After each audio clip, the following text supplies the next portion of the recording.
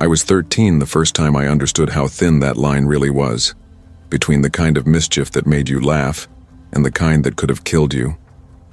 Back then, danger felt like something that only happened on the news, not in my small town of Redcliffe, New Hampshire. It was the kind of place where you knew your mailman's name and parents still left porch lights on for kids who played outside past dark. My mom and dad were protective, sure, but they weren't the hovering kind. So when I begged to stay at my friend Marissa's new house one Friday night that September in 2019, they didn't hesitate. Marissa's place wasn't a cookie-cutter home tucked behind cul-de-sacs and trimmed hedges. It stood alone, half swallowed by woods, 2 stories of weathered wood and fading green shutters, the kind of house that carried the quiet of old years. A long gravel driveway wound through the trees, leading to a backyard cliff that looked out toward the black sheen of Blackthorn Cove, if you stood just right. She'd invited me and our friend Talia for the weekend. For weeks we'd obsessed over it at lunch. Middle school chatter about crushes, friend drama, cafeteria alliances that felt monumental back then. I couldn't wait to stay up too late, whisper secrets, and complain about life the way 13-year-olds do. The drive over was longer than I'd remembered from the map.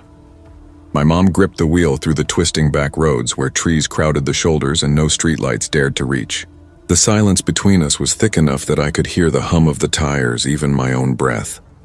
She glanced over as the house came into view. "You've got your phone, right?" she asked. "Yeah," I said, holding it up. "Good. And if you feel weird about anything, just call me. Doesn't matter how late," I sighed. "Mom, I'll be fine." "It's just Marissa's." Still, she waited in the car even after I got out, her headlights sweeping the yard until Marissa appeared at the door. Only then did she wave and drive off. At the time, I thought she was being dramatic.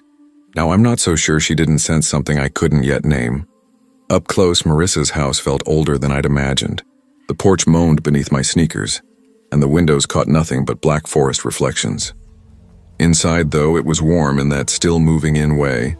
Boxes half unpacked, furniture mismatched but alive with comfort. Her mom greeted me at the door with a smile. "Pizza's on the way," she said.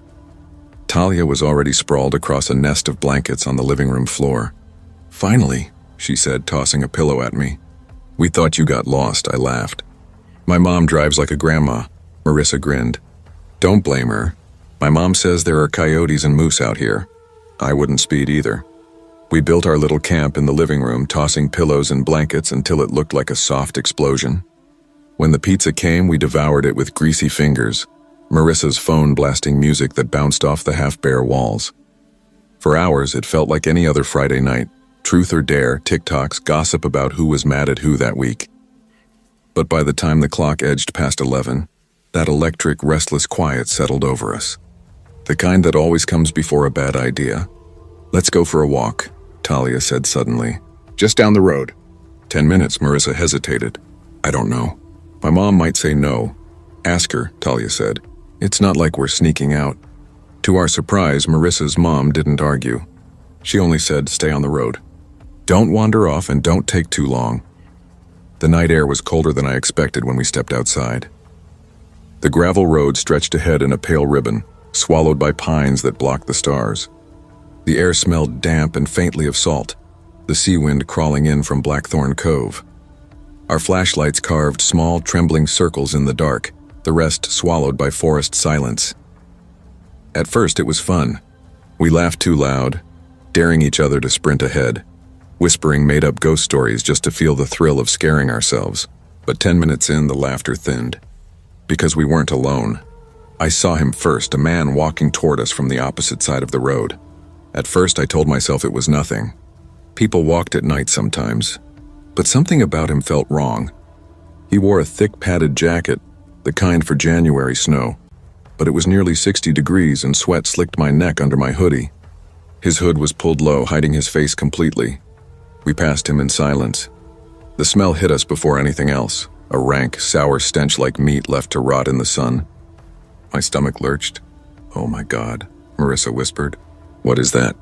"Jesus," Talia muttered, stumbling sideways, hand over her mouth. We picked up our pace, holding our breath until the road curved.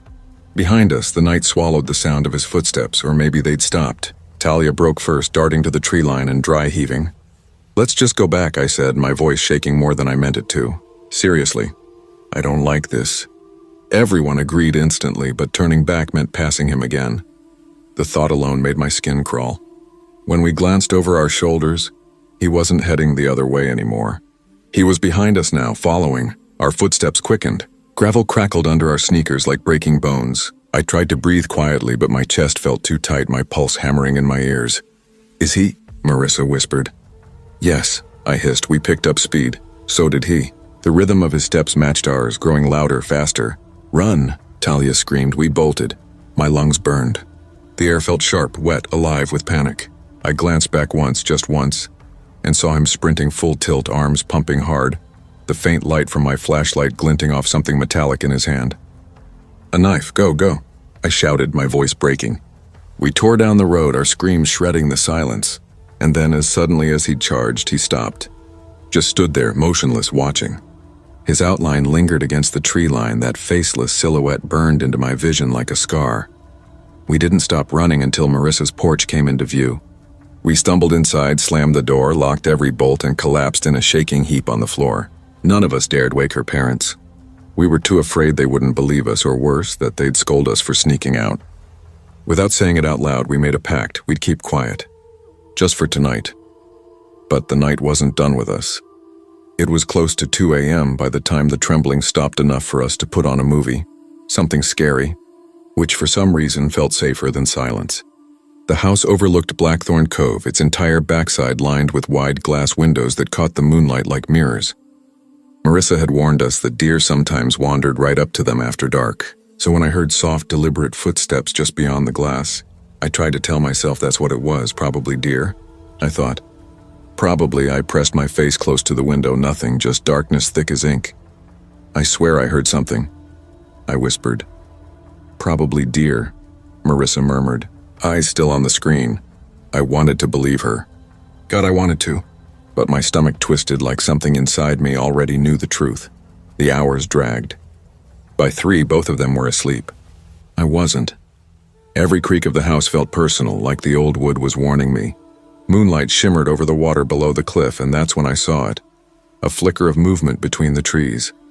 I grabbed the flashlight, hands trembling. I should have left it alone. When the beam hit the tree line, he was there, the man. But this time he wasn't wearing his heavy jacket. He wasn't wearing anything at all from the waist up.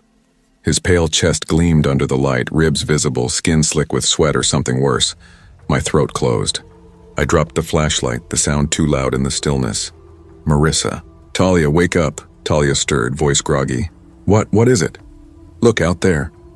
She turned toward the window, eyes heavy with sleep. "The trees were empty. There's nothing," she mumbled. "You're imagining things." "Stop trying to freak me out." She rolled over, pulling the blanket over her head. I sat there, shaking, every nerve stretched thin. Then, around 4:30 came the knock, 3 slow, deliberate knocks on the front door. I froze. My skin prickled with cold. Every instinct screamed to stay still, but something stronger, some terrible curiosity, pulled me toward the peephole. I looked. No one. I stumbled back, heart slamming against my ribs. I grabbed a blanket and curled under it like it could shield me from the world. I don't remember falling asleep, only the smell that woke me. That same rancid, gut-turning stench. Inside the house, my eyes snapped open. I gagged, covering my mouth as the boards creaked in the living room. Footsteps, soft, slow, deliberate. I fumbled for my flashlight, flicked it on, and froze. He was there, standing in the corner of the room. Watching us, I screamed. Talia and Marissa bolted upright, their screams blending with mine as he turned and bolted toward the back door, vanishing into the woods before Marissa's parents thundered down the stairs. We told them everything, shaking, crying, words spilling out over each other. Her mom called the police. Her dad grabbed his shotgun and disappeared into the night. The cops came an hour later. They searched the woods, found nothing, at least not that night. A week later they did. That old shed down the road, the one we dared each other to go near earlier, was searched. Inside were 5 bodies in different stages of decay, and suddenly it all made sense. The jacket, the smell, the silence. We'd been seconds, maybe inches from joining them. I still think about that night. How close it was. How one trip, one wrong decision could have ended everything. How if I'd answered that knock, I never went to another sleepover again. And sometimes when the wind shifts just right, carrying that sharp, salty air from the cove, I can still smell it. That sickly, rotting stench. The reminder of what was waiting in the woods.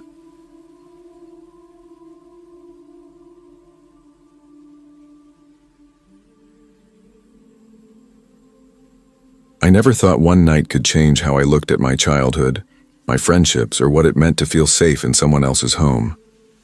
Back then I was 16, stuck in that strange in-between stage where you think you've got life figured out but still feel untouchable. It was late October 2012, a Friday night, when I got invited to spend the weekend at my friend Marcus's house. Marcus and I had known each other since middle school. He was the funny one, the kind of kid who could make even a teacher laugh when things got tense. His house always had this easy, laid-back vibe. His dad worked nights as a truck driver.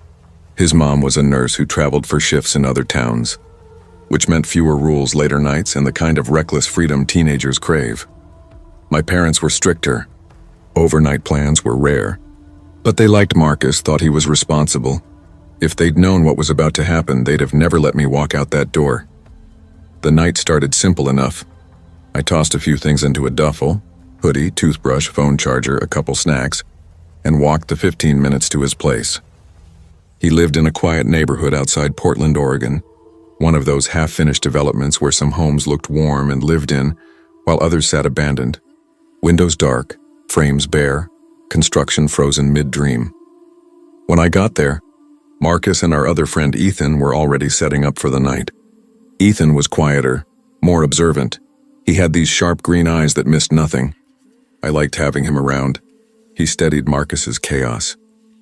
"Finally, man," Marcus said, flinging the front door open as I stepped inside. "We were about to start the movie without you." "Yeah, right," I laughed, dropping my bag near the couch. "Like you'd ever watch something scary without me here to see you scream first." Marcus smirked. "Scary movies don't scare me. Ask Ethan." Ethan raised a brow, deadpan. "You literally screamed last week when the neighbor's dog barked at you through the fence." I laughed so hard my ribs hurt. Marcus flipped us off and cracked open a soda. "Shut up and sit down. We're watching The Exorcist." That's how it started.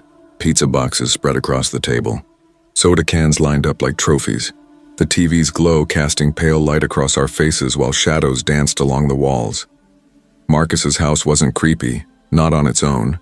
Two-story beige siding, the usual suburban layout. But the unfinished houses across the street made everything feel emptier at night.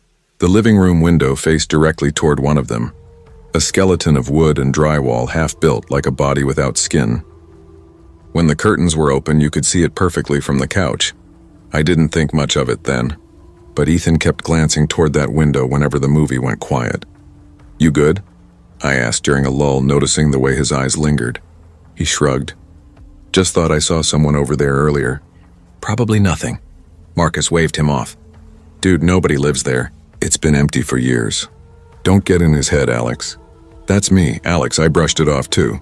We all did. At that age, nothing bad ever really happens, right?" By midnight, after 2 horror movies, half a pizza each, and endless jokes, we switched to video games. The room was a mess, wrappers on the floor, soda rings on the coffee table. But that was Marcus's style. We were deep into Call of Duty when he suddenly paused the game. "Did you hear that?" he asked. Ethan and I froze. The only sound was the faint hum of the fridge. "Hear what?" I asked, and footsteps upstairs. I frowned. "Your dad home?" Marcus shook his head. "Nah, he's hauling freight tonight. Won't be back till tomorrow afternoon." The air grew heavier. Ethan slowly set down his controller. I heard it too. I told myself it was the house settling, but a chill had already crawled its way under my skin. We got up and crept upstairs together like kids daring each other to touch something burning. The hallway light flickered as we moved. Marcus pushed open his bedroom door. Nothing, his mom's room empty. "Guest room empty, see?" he said, trying to sound confident. "Just the house creaking." Ethan didn't look convinced. "Creaks don't have footsteps." We went back downstairs, laughing it off the best we could, but something in the air had changed. It was close to 2 a.m. when it happened. We were half asleep on the couches, a movie murmuring in the background when there came a sharp, steady knock at the front door. 3 knocks. We all sat up. Marcus grabbed the remote and muted the TV. The knock came again, 3 slow, heavy thuds, each one deliberate, like whoever was out there wanted to make sure we'd heard them. "Who the hell?" Marcus muttered, already getting to his feet. "Wait," Ethan said quickly, his voice sharp with warning. "Don't just open it." Marcus rolled his eyes, trying to sound braver than he looked. "It's probably a neighbor or something." But neighbors didn't knock at 2 in the morning. He flicked on the porch light, then leaned toward the peephole. A pause, and "There's nobody there," he said, his voice quieter now. My throat went dry. "You sure?" "Look for yourself." He stepped aside. I pressed my eye to the peephole. Porch light on, empty driveway, no movement. Across the street, the half-built house loomed, its windows black and hollow like sockets staring back. I turned to say something, but a new sound cut through the silence. A slow, grating scrape. It came from the back of the house like nails dragging across glass. We froze. The scraping continued, steady at the sliding back door. Ethan's voice was barely a whisper. "Someone's outside." Marcus, being Marcus, puffed up his chest like he wasn't terrified. He grabbed a baseball bat from the coat closet. "Stay here," he said, but his voice came out thinner than usual. "No way, man," I said, grabbing his arm. "We stick together." So we did. The 3 of us crept into the kitchen, the floorboards groaning beneath our feet. The sliding door was covered by thin curtains that swayed just slightly, touched by the air vent. Behind them, a shadow, not moving, standing there, watching. My heartbeat thundered in my chest, loud enough that I swore they could hear it too. Ethan's hand gripped my sleeve, trembling. Then, without warning, the shadow ducked down and vanished. Marcus yanked the curtain open, bat raised. The porch was empty. The yard was still. Only the faint breeze stirred the trees. We didn't sleep after that. By 3 a.m., we were huddled in the living room with every light blazing. Marcus locked every door, checked every window, even wedged a chair under the doorknob like we were in some bad horror movie. That's when the power went out. Everything went black. "Shit," Ethan whispered. The word felt swallowed by the dark. My skin prickled with cold sweat.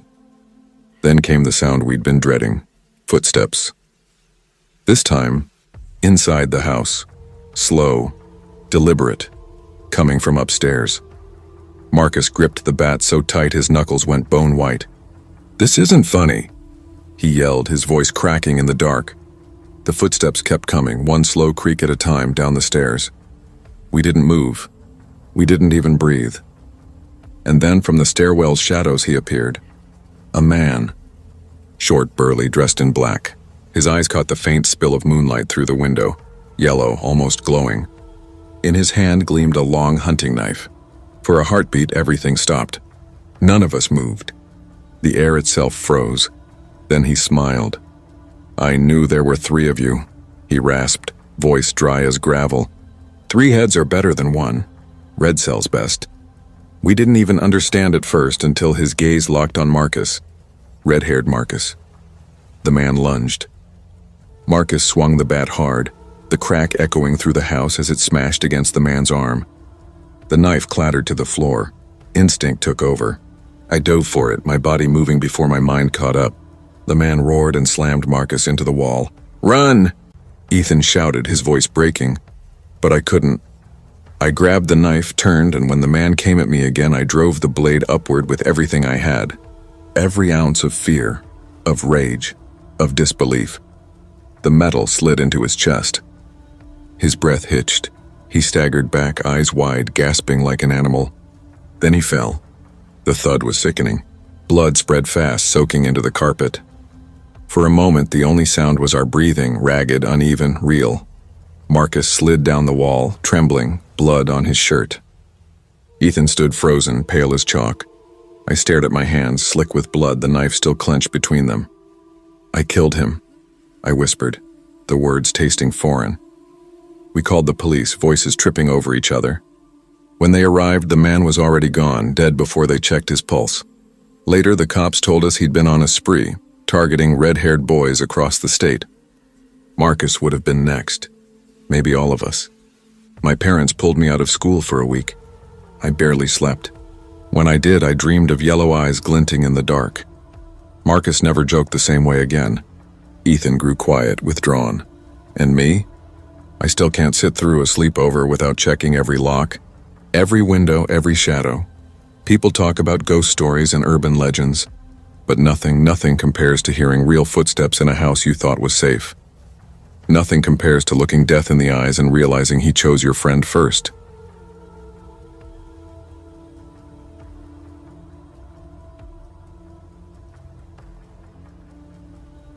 I never really understood how fragile friendships could be until that night at Lily's house, the night that changed how I saw people, homes, and even silence itself. Lily and I had been inseparable since we were 12. By 17, we'd already survived middle school's mess, the petty fights, the summer camps, the weird months of freshman year when we drifted apart and realized no one else fit quite like we did.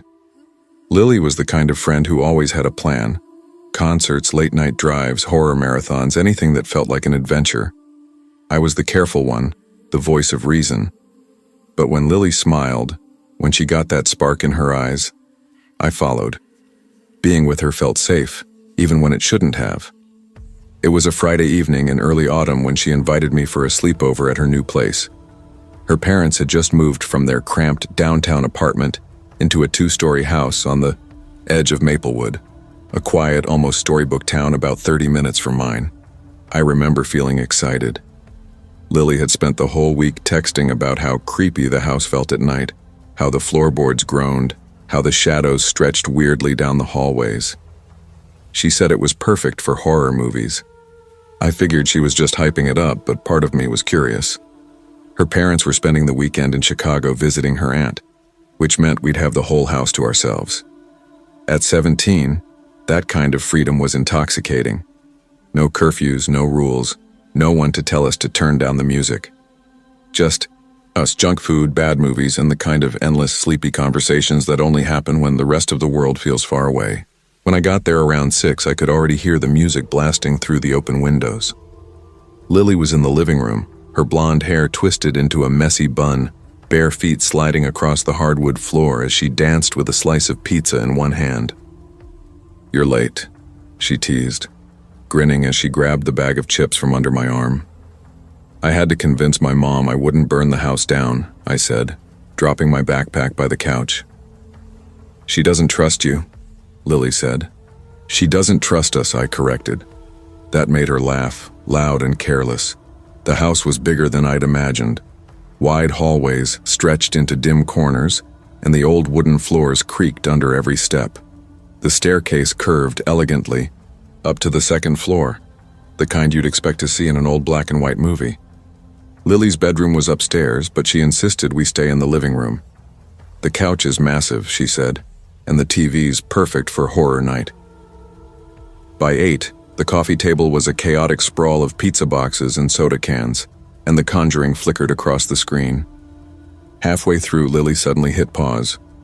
"You know," she said, turning toward me, "this house is actually kind of creepy, especially the basement. Want to see?" I groaned. "Do we have to?" "Come on," she insisted, already standing. "It's part of the tour. You'll love it." "I doubt that," I muttered, but followed anyway. The basement was worse than I expected, unfinished with cold cement floors, exposed beams, and a single bare bulb that swung slightly from the ceiling, casting a weak yellow glow. The air smelled damp and faintly metallic. Boxes were stacked haphazardly along the walls, and in the far corner stood a heavy wooden wardrobe. It looked ancient. The dark wood gleamed faintly beneath the dust, the edges carved with ornate designs that didn't seem to belong in a modern house. The door didn't close all the way, leaving a thin black slit down the middle. "What's that?" I asked. "No idea," Lily said. "It came with the house. My mom said the last owners left it. It was too heavy to move." Something about it made my skin crawl. Maybe it was the carvings or the faint smell of old wood and something sweeter, almost rotten. The wardrobe didn't belong here. It belonged somewhere older, somewhere forgotten. "Let's go back upstairs," I said quickly. Lily shrugged. "Fine, scaredy cat." We went back up, and for a while things felt normal again. We laughed, finished the pizza, and gossiped about school, the usual drama, the boys we liked, what we thought our lives would look like after graduation. Around midnight, Lily disappeared into the kitchen and came back holding a bottle of cheap vodka. "Thought we'd celebrate," she said, eyes gleaming. I raised an eyebrow. "Your parents know you took that?"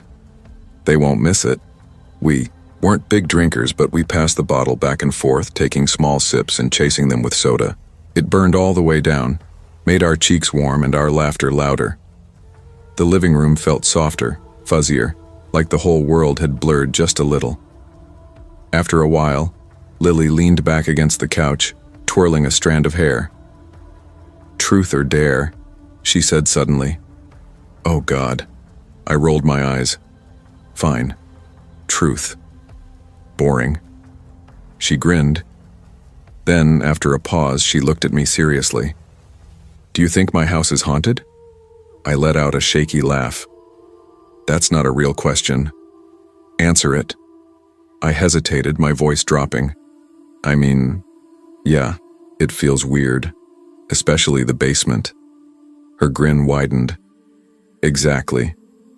When it was her turn, she didn't even hesitate. "Dare," she said. "I dare you," I said, trying to sound braver than I felt. "To run to the basement, touch the wardrobe, and come back." Lily grinned, eyes glinting in the flickering light from the TV. "That's it? Easiest dare ever." I half expected her to roll her eyes and back out, but she didn't.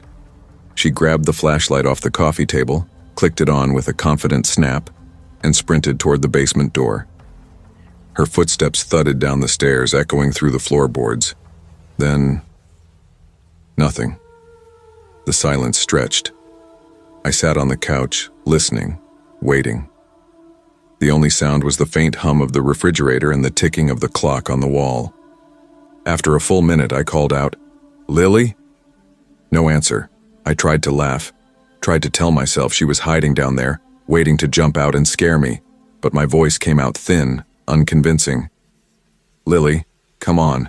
Not funny." Then came a dull thud from beneath the floor, followed by a dragging sound, wood scraping against cement. My chest tightened. I stood and walked toward the basement door. The air felt heavier, colder. "Lily," I called again, forcing my voice to stay steady. "Stop messing around." Still nothing. I gripped the handrail and started down the stairs, the flashlight trembling in my hand. When I reached the bottom, the single bulb overhead flickered weakly as I pulled the chain. The room glowed in a sickly yellow light. The wardrobe stood in the far corner, its door slightly ajar. "Lily?" My whisper barely carried. No reply. My stomach turned. "Okay, seriously, this isn't funny." And then, cree-eek. The wardrobe door moved. Slowly, as if something inside was pushing it open. I froze. My throat went dry. "Boo!" Lily leapt out from behind it, laughing so hard she doubled over. I screamed and nearly dropped the flashlight. "What the hell, Lily?" "You should have seen your face," she gasped between giggles. "Oh my God, I wish I recorded that." I wanted to be angry, to tell her off. But the wave of relief that hit me was so overwhelming I couldn't help it. I laughed too, shaky and breathless. "Not funny," I muttered, still trembling.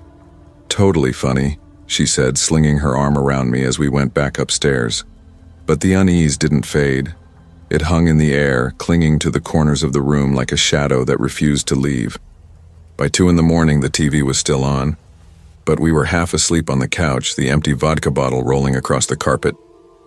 That's when we heard it, a slow, deliberate creak from the basement door. We both froze. "You closed that, right?" I whispered. "Yeah," Lily said, her voice suddenly small. The sound came again, louder this time. I grabbed the flashlight, my heart thudding so hard I could hear it in my ears. Together we crept toward the kitchen. The basement door stood slightly open, swaying as if someone had just brushed past it. "Maybe it's the draft," Lily whispered, though her voice trembled. We pushed it shut and locked it, tried to laugh it off, but neither of us could sleep after that. We lay there, wide-eyed, staring into the darkness. At 3, the noises returned. this time from the living room. A dragging sound, deep and slow, like something heavy scraping across the floor. We sat up in unison. My mouth went dry. "Lily," I whispered. "The wardrobe." She turned to look at me, her face pale. "It's in the basement." We both knew it was. We saw it down there.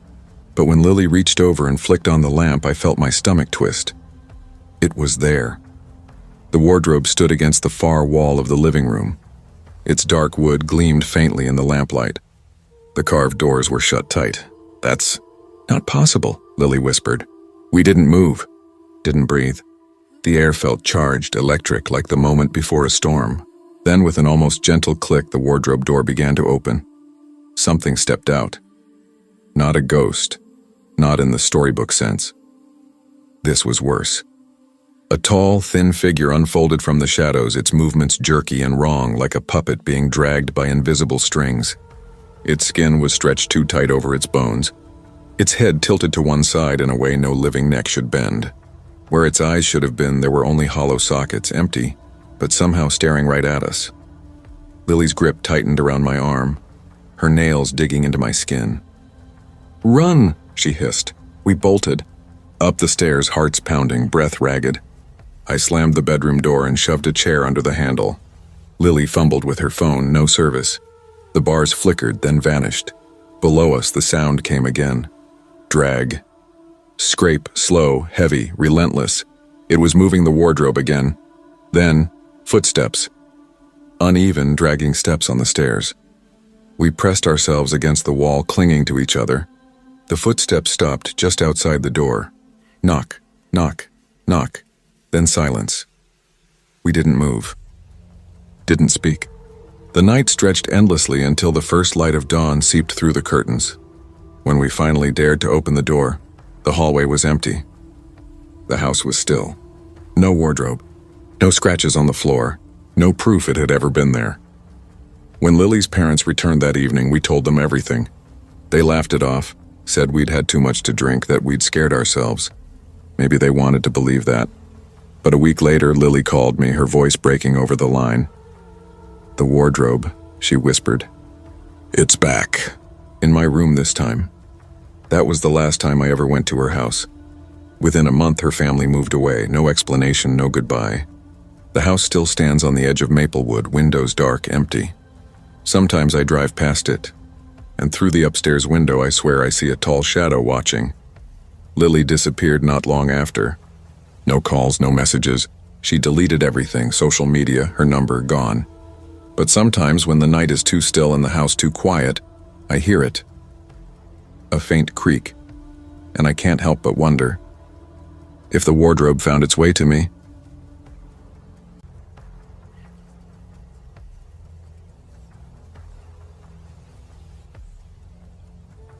I never thought much about fear when I was a kid. Back then, life was simple. School on weekdays, sports on weekends, and every chance I got to be outside felt like a small miracle. But there's one night from my childhood that's never faded, not even after all these years. It was fall of 2006. I was 11, living in a quiet little town in North Carolina called Maple Hollow. My family's house sat right at the edge of the neighborhood. Nothing fancy, but the backyard stretched for what felt like forever. 2 whole acres bordered by dense, whispering woods that seemed endless to a kid's imagination. That yard was my kingdom. We had a trampoline, an above-ground pool, and enough open space for any sport we could think of. Football, soccer, baseball. My friends loved coming over, and I loved being the kid, with the yard everyone wanted to play in. Maybe that's why the memory still haunts me. The place that always felt safe and alive with laughter became something else entirely that night. Closest friends were 3 boys from school. Noah Grayson, the wild one, always first to suggest something stupidly brave. His imagination ran so deep it was sometimes hard to tell when he was joking. Caleb Morton, the quiet observer, sharp as a tack, the one who always felt when something wasn't right. And Dylan Price, the biggest and strongest, protective in that older brother way, the guy you wanted next to you if things ever went sideways. And then there was me, Landon Pierce, the glue that held us together. My parents were laid back enough to let us run wild, and my house was our base. That September Friday, I invited them for a backyard campout. My parents thought it was a great idea. You boys set up your tents before dark, and don't keep the neighbors awake," my mom said with a half smile as she laid a couple of frozen pizzas on the counter. Dad even hauled out an extra lantern. "Learn to do it yourselves this time," he said. Builds character. By 5 o'clock, everyone had arrived.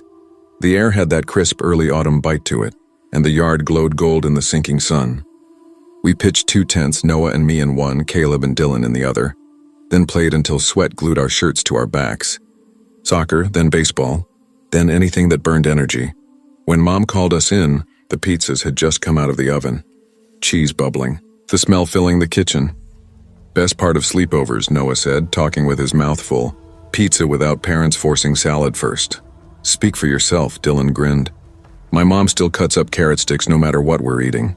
We all burst out laughing, the kind of laughter that felt pure, the kind only kids manage before the world gets complicated. For a while, everything was perfect.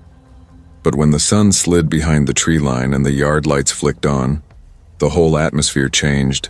That was the unspoken rule. Dark meant manhunt. Our favorite game, hide and seek crossed with tag. The entire yard fair game except the house. The back porch door was home base. 2 hid, 2 hunted, and the goal was simple: get back without being caught. For the first round, Noah and I hid. We split fast, and I dove beneath the trampoline near the far edge of the yard. The air was cool and damp under there, the grass brushing my arms as I crouched. I could see the others moving, faint silhouettes under the porch light. Leaves crunched under sneakers somewhere close. My heart raced, the good kind of fear, the electric rush of being hunted. Then the rhythm broke. From the side of the house, where the trash bins were lined up, I heard a loud metallic clatter, the sound of one tipping over. A second later, the motion sensor light snapped on, washing the side yard in harsh, sterile white. I froze. Dylan or Caleb, maybe? But no. The hunters always blew the whistle before starting. I hadn't heard it. Squinting into the light, I saw someone. Not Dylan, not Caleb. Someone taller, thin, angular, dressed in dark clothes. The figure walked quickly toward the woods, then vanished into the trees. My throat went dry. For a moment, I couldn't move. Then instinct kicked in. I scrambled out from under the trampoline and sprinted across the cold grass. "Game's off," I yelled, breathless. Noah popped out from behind the shed, frowning. "What, already?" I gasped. "There's someone out there. By the bins, tall guy." He went into the woods, Dylan's face tightened. "Was it your dad?" I shook my head hard. No, it wasn't him, we didn't even argue. We just ran, straight into the house. My dad met us in the kitchen, startled by our faces. "What's going on?" "There was a man," I said. "By the trash." He walked into the woods. Dad didn't waste time. He grabbed his heavy flashlight from the drawer and stepped out onto the porch. "Hey!" His voice boomed into the dark. "Whoever's out here, you need to leave now." The beam of light cut through the yard, scanning the trees, the fence line, the empty street beyond. Leaves rustled somewhere far off, but no one answered. After a long minute, Dad lowered the flashlight. "Nothing," he muttered. Must have been a shadow, or someone passing through. But even then, standing there in the doorway, my breath fogging in the cool night air, I knew what I saw wasn't just a shadow. And that was only the beginning. After a while, my dad came back from the yard shaking his head. "Probably just some teenager cutting through," he said, trying to sound casual. Then his tone shifted, firm. "But you boys better sleep inside tonight. That was that." No arguments. Mom nodded, already pulling blankets out of the closet. "You'll all camp out in the living room," she said, her voice leaving no room for debate. We tried to lose ourselves in video games, but my mind wasn't really there. The sound of the console's hum filled the silence, but in the back of my head, I kept seeing that tall figure disappearing into the woods, the way he moved, unhurried but deliberate. It didn't feel like a kid cutting through. Around midnight, Noah leaned close while Caleb and Dylan were still focused on the PlayStation. "We should still camp out," he whispered, a mischievous grin on his face. I stared at him. "Are you crazy?" "Come on," he said. "The tents are already up. Your dad's asleep. What are the odds that guy's still around?" I wanted to say no, but Noah was relentless. By the time he'd roped Caleb and Dylan in, I'd already lost the argument. 15 minutes later, we were sneaking through the back door, trying not to wake my parents. The night air hit us instantly, colder now, sharper, carrying the scent of wet leaves. The woods loomed darker than before, but the yard felt familiar enough that our nerves eased a little. We crawled into our tents, Noah and I in one, Caleb and Dylan in the other. The nylon walls fluttered softly in the wind. For a while we joked through the fabric, tossing insults and muffled laughter back and forth. It felt good, normal even. Like we could laugh the fear away. Eventually, the laughter faded. The quiet settled deep. That's when I heard it. At first, just faint. Grass brushing beneath slow, deliberate footsteps. Then closer, the sound of weight shifting, someone standing right outside our tent. My stomach turned to ice, the zipper started to move, it slid down slowly, each metal tooth separating with a faint rasping sound. I sat up, pulse thundering in my ears, expecting to see Dad's face appear in the opening, but the face that looked in wasn't his. The man was older, maybe my dad's age, with thin, patchy hair and eyes swallowed by shadow. His skin looked pale and tired under the weak lantern light. His mouth twisted into something that wasn't quite a smile. "What are you boys doing out here?" he asked softly, almost mocking. For a heartbeat, I couldn't move. My breath caught. Then realization hit. This wasn't anyone I knew. "Dad!" I screamed, my voice cracking. Noah jolted awake beside me, yelling too. The man lunged halfway into the tent, his hand shooting forward. His fingers clamped around my ankle, rough, strong, cold. "Shh," he hissed. "Quiet now." I kicked wildly, panic taking over. Noah scrambled, hitting and pulling at his arm. The man's grip slipped. He muttered something low and guttural, words I couldn't make out, and backed away fast before bolting into the dark. "Run," I yelled. We tore out of the tent, bare feet slapping against the cold grass. Caleb and Dylan had already unzipped theirs, their faces pale and eyes wide. Together we sprinted toward the porch, slamming the back door behind us. Dad was already halfway down the stairs, barefoot, a baseball bat gripped tight in his hands. "What happened?" he demanded. "There was a man," I gasped. He was in our tent." Dad didn't hesitate. He shoved open the door and charged into the yard, shouting into the dark, "Come back here if you've got the guts. Show yourself!" From the living room, we heard his voice echo across the yard, swallowed by the night. Mom was on the phone, hands shaking as she spoke to 911. By the time the police arrived, the yard was empty. The tent sagged, half unzipped, fabric rippling in the wind. Flashlights swept through the grass, the woods, the fence line. Nothing. One of the officers took our statements, jotting every detail down. His face stayed neutral, unreadable. "We'll keep an eye out," he said quietly. That was all. We slept inside that night, all four of us huddled together on the living room floor, still in our clothes, staring at the ceiling. Every noise outside made us flinch. A branch snapping, a car door closing. Even the refrigerator hum made my chest tighten. By morning, the world looked painfully normal again. The sun spilled across the trampoline, the pool, the sagging tents as if nothing had ever happened. But I couldn't shake it. The image of that man's face framed in the tent flap, the rasp of his breath, the grip on my ankle. We never camped in my backyard again. And to this day, I still don't know who he was, or how long he'd been watching us before that night in Maple Hollow. All I know is that our safe place, the yard that had once been ours, stopped feeling safe forever.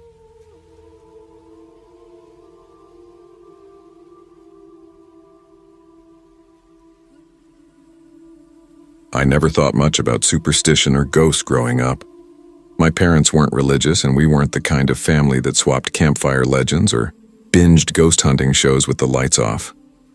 If anything, I filed all of that under distractions, cheap thrills people made up because daylight felt dull and ordinary. That's why I wasn't remotely prepared for what happened the night I stayed at Ryan's house. Ryan and I met my sophomore year of high school, right after I transferred to Cedar Brook High when my dad switched jobs and hauled us across the state. At first, I didn't know a soul. I was the awkward new kid eating alone, pretending not to notice the noise around me. Ryan was one of the first people to actually talk to me. Tall and lanky, an easy smile, messy black hair that never looked brushed, and a way of making you feel like you'd known him forever after 5 minutes. We clicked fast. Same video games, trading playlists under the desk in math, hanging out after school until the hall smelled like pencil dust and mop water. His place turned into a second home for me, especially with my parents always working. His mom pulled late hospital shifts. His dad was a long-haul trucker gone for days, so it was usually just Ryan and his kid sister Chloe. I'd been over there plenty. 2-story older house at the edge of town, solid but dated. The stairs complained. Wallpaper curled at the seams, and that faint, sweet smell of old wood clung to your clothes after you left. His room was in the half-finished basement. He liked it because he could game all night without his mom hearing the TV through the vents. So when he invited me for a sleepover one weekend in November, I didn't think twice. I stuffed a hoodie, a sleeping bag, and a change of clothes into a backpack, then biked over after dinner, breath fogging in the cold. The night started like all the others. We sat cross-legged on the carpet, controllers warm in our hands, annihilating each other in a fighter while trash-talking like idiots. "Dude, you can't just spam the same combo," Ryan groaned after I beat him a fourth time. "Maybe if you learned to block," I said, laughing. "Cheap, absolute garbage." He flung his controller onto the couch with theatrical misery. We switched to horror movies. One of those grainy old slashers with rubbery blood and clunky ADR that made us laugh more than flinch. Between the popcorn salt on our fingers, the hiss of soda cans, and dialogue so bad it circled back to entertaining, it was the usual teenage night. Around midnight, Ryan muted the TV and slumped against the couch. "So, he said, scratching the back of his neck, eyes cutting away. "I should probably tell you something before we crash." "What? That you snore?" "I already assumed." He smirked but didn't laugh. "No, seriously. I sometimes do weird brabars in my sleep." "Weird how?" "Like walk around. Talk sometimes." He exhaled through his nose. "My mom says I did it a lot as a kid. It still happens. Sleepwalking. Yeah, it's not like I'll hurt anyone, but I don't know. Just don't freak out if you see me up." I waved it off. "That's nothing. My cousin used to sleepwalk. Found him eating raw Pop-Tarts out of the box once." Ryan chuckled, but the way he avoided my eyes made it feel like there was more he wasn't saying. I let it go. We unrolled our sleeping bags on opposite sides of the room, killed the lights, and settled in while the furnace clicked and the house settled above us. I don't know how long I'd been out when I woke, but the night still felt sealed shut. Had to be before 3. The air was heavy and unmoving, a cool dampness settling against my face. For a few seconds I didn't understand why I was awake. Then I heard it. Soft, uneven footsteps like bare heels brushing carpet, then pausing. I opened my eyes. At first it was just a slow smear of shadows. The basement held that orange wash from the streetlight leaking through the half-covered window, dust floating in the strip of glow. As my vision adjusted, I saw him, Ryan, standing near the far wall facing me. He wasn't moving. He stood too straight, arms slack at his sides, fingers slightly curled. His eyes were open but empty, like windows with the lights off behind them. "Ryan," I whispered, my voice catching on the dryness in my throat. No response. He didn't blink. I pushed up to sit, heartbeat thudding against the sleeping bag's nylon, mouth filling with that cold metal taste of adrenaline. Every warning about sleepwalkers sprinted through my head. Don't shake them awake, don't startle them, guide gently. But something about the way he looked at me felt wrong. Not just asleep, not him. I cleared my throat. "You good, man?" That's when he spoke. "You shouldn't be here." The voice wasn't his. It came out low and flat and strangely empty. A mechanical cold pressed into words. My stomach knotted. I tried to laugh to make the air move again. "Yeah, good one. Real funny." But he didn't smile, didn't even twitch. The silence stretched so thin it felt like the walls were holding their breath. Then without warning, he turned and walked out, each footstep on the stairs sharp and hollow, echoing until it dissolved into the stillness above. I stayed frozen in my sleeping bag, pulse drumming against my ribs, listening to the house breathe. The quiet pressed in like weight. I wanted to follow him to see where he'd gone, but some deeper instinct told me not to. Still, after a minute of sitting there with my own breath too loud in my ears, I forced myself to move. My hands shook as I grabbed my phone, the screen's pale glow cutting through the dark. The air upstairs felt colder, emptier. I crept down the hallway. His bedroom door hung slightly open. I nudged it wider with my foot. There he was, Ryan, curled under the blanket, chest rising slow and steady. Asleep. Peaceful. My throat went dry. I stood there longer than I should have, listening to the faint rasp of his breathing, trying to convince myself that what I'd seen was just sleepwalking. Nothing more sinister than a brain glitch. Just a weird, harmless moment. When I crawled back into my sleeping bag, I stared at the ceiling for what felt like hours. Every creak of the house, every sigh of the pipes made my skin prickle. Sleep came in jagged bursts, shallow and restless. Morning broke with the sound of a pillow smacking my face. Dude, you passed out hard. Ryan laughed, heading for the bathroom. His voice was easy, normal. I sat up, blinking against the gray light spilling from the basement window, trying to decide if I should tell him. When he came back brushing his teeth, I saw it, his arm. The bruises, faint, purplish ovals wrapping his forearm like someone's hand had been there. My stomach dropped. Dude, I said, aiming for casual. What happened to your arm? He paused mid-brush, looked down, frowned. Huh, weird. Don't remember hitting it on anything. You sure? Looks like someone grabbed you. He shrugged, rubbing the marks. Maybe I smacked it on the doorframe or something. Doesn't hurt. I hesitated, pulse quickening. You, were acting kinda weird last night. His hand stilled. What do you mean? You were just standing by the wall, staring. You said you shouldn't be here. Ryan froze. The color drained from his face. I said that? Yeah, I figured it was sleepwalking. He shook his head slowly, eyes unfocused. That doesn't sound like something I'd say. The rest of the day felt off. We played games, but the laughter was gone, replaced by small talk and long silences. He kept glancing toward the basement door like he was waiting for it to move. When I left that afternoon, he said quietly, Hey, don't tell anyone about that, okay? I promised I wouldn't. But that image, him standing there, his voice not his own, stuck in my head like a splinter I couldn't dig out. 3 nights later, my phone buzzed past midnight. A text from Ryan, you awake? I replied, yeah, what's up? After a pause, I keep dreaming of hallways. Dark ones, I hear whispers. It feels like I'm standing there, but it's not me. I stared at the screen, unease creeping in. I typed, maybe stress. No answer. By morning, I asked if he was okay. He just said, don't worry about it. But when I saw him at school, he looked worse. Pale, hollow-eyed, like he hadn't slept in days. When I asked if he remembered anything else, he just said, it's better if you don't come over again. A week later, I broke that rule. He'd missed 2 days of school, and something in me couldn't leave it alone. His mom opened the door, tired and polite, said he was in the basement. The air downstairs felt colder than before, damp and stale. I found him sitting on the couch, staring at the blank TV screen.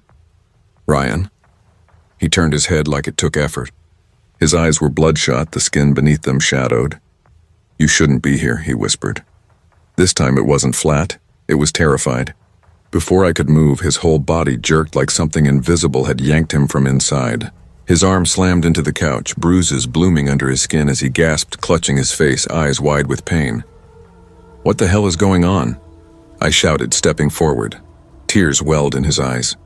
It's not me when I sleep, he rasped. Something else is here. My chest went ice cold. The lights flickered once, twice. Then a scream ripped through the ceiling, Chloe. I bolted upstairs. She was in the hallway, trembling, her small hands pointing toward Ryan's room. There was someone in there, she whispered. But it wasn't Ryan. When I pushed the door open, the room was empty. Air hung thick and electric, humming faintly like after a lightning strike. Behind me, Ryan's voice echoed up the stairwell, strangled and distant. Don't look for me when it happens, please. That was the last night I stayed at Ryan's house. We never talked about it again. He transferred schools the next semester, and eventually we lost touch. But sometimes late at night my phone buzzes. No name, no number, just one line, you shouldn't be here. And every time, I remember that night in the basement, his hollow eyes staring through me, and wonder if whatever spoke through Ryan ever really let him go.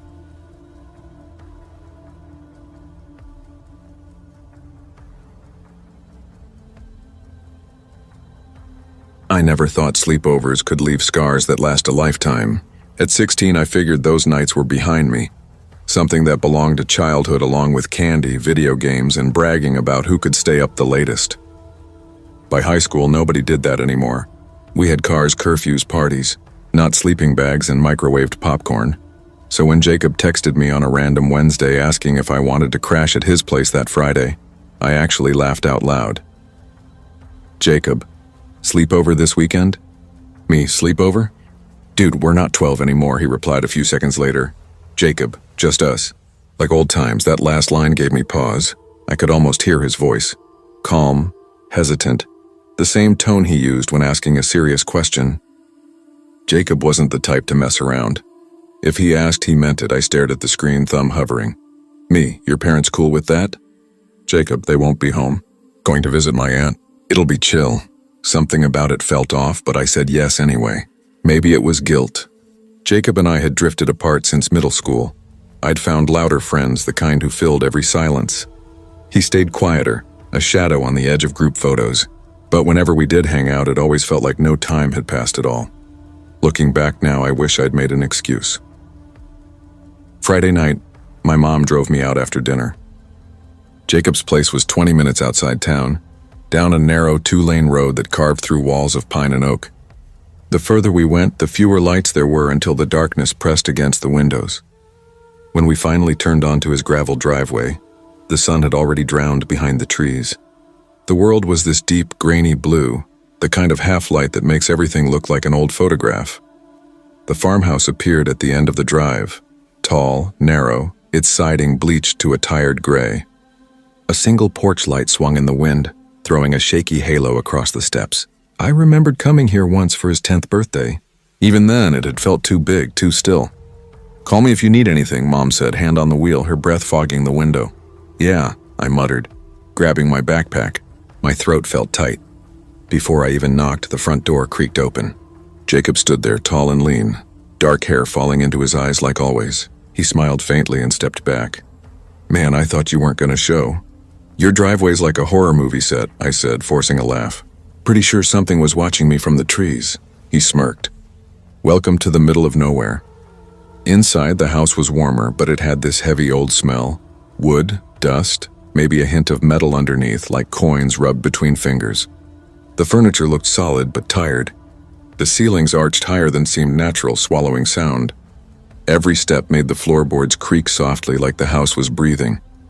There was a note on the kitchen counter in looping handwriting. "Don't forget to lock up." No parties, typical. We crashed in the living room. Jacob had dragged out blankets, snacks, and a stack of horror DVDs. For a while, it almost felt normal again. We argued over what to watch first, laughed at the awful acting, devoured pizza and soda until we felt sick. For a few hours, we were 12 again, 2 kids hiding from bedtime in the dark. Then, sometime around 11, the lights flickered, just once. But long enough for the entire room to vanish into black before the TV snapped back with a low, buzzing hum. "Old wiring," Jacob said quickly, rubbing the back of his neck. "Happens all the time." I nodded, pretending to believe him, but the hair on my arms wouldn't lie flat. By the second movie, the house had grown noticeably colder. The wind outside was brutal that night, constant, hungry. It pressed against the house until every window frame shuddered and moaned. Somewhere between movies, I thought I heard something else. Soft, measured footsteps above us. I froze mid-laugh and turned to Jacob. He didn't meet my eyes, just stared at the TV, jaw clenched so tight it made a faint clicking sound. "You've got raccoons or something up there?" I asked, half joking, half hoping. He shook his head slowly. "No." His voice was thin, almost brittle. The sound came again. Thump. Step, step, step, not fast, not random. It was pacing. "Dude," I said, my voice rising, "someone's up there." "There's not." Before I could reply, something slammed against the wall overhead. The ceiling quivered, dust sprinkling down. I shot to my feet, heart thundering. "I'm not ignoring that," I said, already moving toward the stairs. Jacob grabbed my arm. His hand was ice-cold, trembling. "Don't." "What do you mean, don't?" I tried to pull back, but his grip only tightened. He swallowed, his Adam's apple jerking. "You don't want to see." The way he said it, low, almost pleading, made my stomach turn. I opened my mouth to press him, but that's when I heard it. A voice drifting down from the dark above us. Soft. Clear. My name. Every hair on my body stood on end. I spun toward the staircase. Nothing but blackness. "Tell me you heard that," I whispered. Jacob's lips moved, but no sound came out. His eyes were fixed on the stairs, wide, unfocused. "Jacob," I hissed. "Stop. You're freaking me out." He didn't. His lips kept moving, like he was whispering back. Then the voice came again, louder, curling my name into something almost playful, almost tender. That was it. I bolted. I snatched my bag and tore down the hallway. The front door banged open under my hand, the wind slamming into me like a wall. Gravel crunched beneath my sneakers as I sprinted down the driveway, lungs burning, breath tearing out of me in white bursts. At the end of the drive, I risked a glance back. The house loomed against the tree line, a hollow silhouette. Every window was black except one upstairs, and in that window Jacob stood, watching, his face pale, unmoving. But it wasn't his face anymore. I didn't sleep that night. I lay in my bed, staring at the ceiling until dawn bled through the curtains, replaying every sound, every look. By morning, I almost managed to convince myself I'd imagined it, that fear had twisted the memory into something it wasn't. Then my phone buzzed, a text from Jacob's number. Never came back. Below it, the timestamp, the same night of the sleepover. I blinked, heart racing, and the message disappeared, just gone. No notification, no trace. The next day I tried calling him. No answer. Tried again, straight to voicemail. By Sunday, his parents were home. They called my mom asking if I'd seen Jacob. He wasn't there when they returned. His bed was untouched. His shoes were lined neatly by the door. His phone sat on the counter. The police came. They searched the woods. Volunteers with flashlights combed through the trees until dawn. Nothing. When people asked me the last time I'd seen him, I lied. I said we'd watched movies until late and I left around 2 in the morning. I didn't mention the voice or the text or the way he'd whispered back to something I couldn't see. Because how could I? Weeks passed. Flyers went up. Candlelight vigils flickered in the park. At school, his desk sat empty. A ghost of someone we weren't ready to admit was gone. People whispered theories. He ran away. He got lost in the woods. He did something to himself. No one said the house was wrong. Not out loud anyway. Though some kids joked about it in hushed tones, testing each other's bravery, I stopped talking to anyone. My grades tanked. I stopped sleeping. Because every time I closed my eyes, I heard it again. My name whispered from the dark, drawn out like a promise. One night, about a month later, I made the mistake of scrolling through my camera roll. Between blurry pizza shots and dumb selfies, there was one photo I didn't remember taking. The living room. The frame angled toward the staircase, and carved faintly into the wall behind me, just visible in the camera's flash, was my name, scratched into the wood with a date. The night of the sleepover. I still don't know what happened to Jacob. The police never found a trace. His parents eventually sold the house. Now it sits empty, sinking deeper into the earth with every season.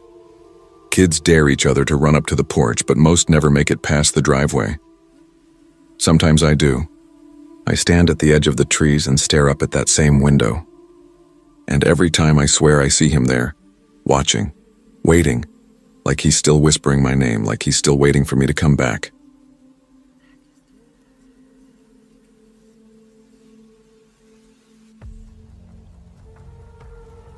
I never thought of myself as the kind of girl who scared easily. I wasn't dramatic, and even as a kid, I'd roll my eyes when people jumped at shadows or screamed at haunted houses. But what happened the night of that sleepover at my friend's house? What happened when I was just 13? Still crawls into my mind like a cold hand reaching from the past. Back then, my world was small. I lived in a quiet suburban neighborhood just outside Manchester, New Hampshire. My parents were both teachers, strict about grades and curfews, but trusting enough to let me spend weekends at my best friend's place. That best friend was Claire. We'd known each other since 2nd grade. Inseparable, everyone called us. She had this bold streak that made me feel braver just standing next to her. Claire's parents were the relaxed type, never hovering, always gone just enough to make her house feel like our own little world. Her mom was a nurse who worked odd shifts. Her dad was a contractor, always off on jobs out of town. Their 2-story colonial sat on a tree-lined street where the neighbors mostly kept to themselves.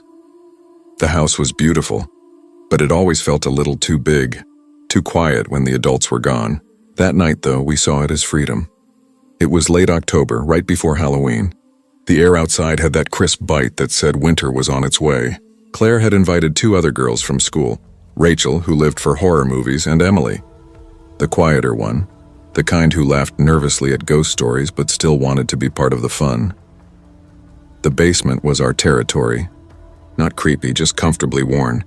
The carpet was old but soft under our toes. The tan walls warm against the low hum of the old TV. A massive sectional couch stretched across the room, piled high with pillows and blankets. We'd spread snacks everywhere, popcorn, chips, gummy worms, and the air smelled faintly of butter and dust. That Friday, Claire's parents told us they'd be driving to Boston for dinner and wouldn't be back until close to midnight. "Keep the doors locked," her mom said, slipping on her coat. "Yes, Mom," Claire groaned, rolling her eyes. Her dad chuckled. "Don't burn the house down." "We'll try not to," she called after them. By 9, we'd already burned through half a bag of popcorn and a cheesy horror flick, the kind where the monster was clearly a guy in rubber makeup. We laughed more than we screamed, daring each other to stare through the jump scares without flinching. When the movie ended, the energy shifted. Rachel stretched across her sleeping bag, grinning.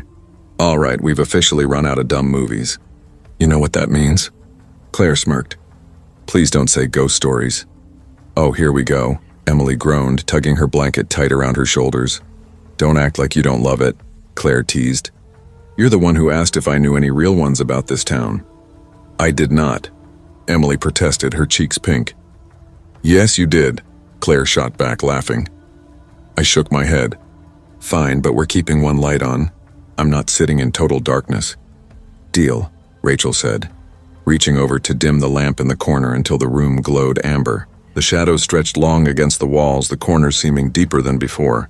The cozy basement suddenly felt different. Rachel started her story, something about the old cemetery by the highway, the one where people claimed to see a woman's ghost wandering after midnight. Her voice dropped to a whisper as she described footsteps in the grass, shapes that moved when no one else was there. We half laughed, half shivered, the air thick with that teenage mix of fear and excitement. I leaned forward, completely caught up until I heard it, a faint creak, the sound of a floorboard shifting under weight. I froze mid-breath. The others didn't seem to notice. Claire was still smirking at Rachel's dramatic tone, Emily hiding half her face behind a pillow. So I told myself it was nothing, just the house settling, the old wood groaning against the cold. But somewhere in my chest, something small and instinctive began to tighten. Claire's house was decades old, the kind that carried sound in strange ways, pipes groaning, wood shifting, the bones of the place settling into itself. That's what I told myself anyway. Just the house breathing.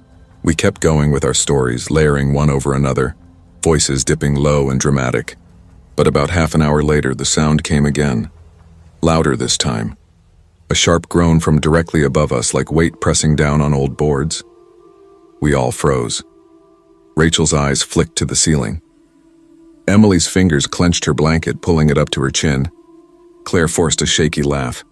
"Relax, old houses creak. My mom says this place makes noise when the temperature drops." "Yeah, but..." Rachel frowned, voice tight. "That didn't sound like creaking. It sounded like footsteps." No one answered, but no one disagreed either. The laughter that had filled the basement minutes ago vanished. Every sound suddenly felt louder. The hum of the fridge upstairs, the faint rattle of the furnace, the ticking of the wall clock that none of us had ever noticed before. I tried to tell myself I was imagining it, but the hair on my arm stood stiff and cold. Then we heard it, voices, low, muffled. 2 of them, all of us went perfectly still. "Was that..." Emily started, her whisper trembling. "Shh," Claire hissed, eyes wide. We strained to listen. One voice was sharp, irritated, almost angry. The other softer, calmer, but firm. The words were too quiet to make out, but they didn't sound like Claire's parents, and they definitely weren't anyone we knew. "They're outside, right?" Rachel whispered, her lips barely moving. "Like, maybe on the porch?" But before anyone could answer, a heavy thud came from directly above us in the living room. The sound of something large being set down hard. Every muscle in my body locked. "They're in the house," I whispered. My throat felt like sandpaper. Claire's eyes darted to the stairs. My phone. "It's upstairs, on the kitchen counter." My stomach dropped. Mine too.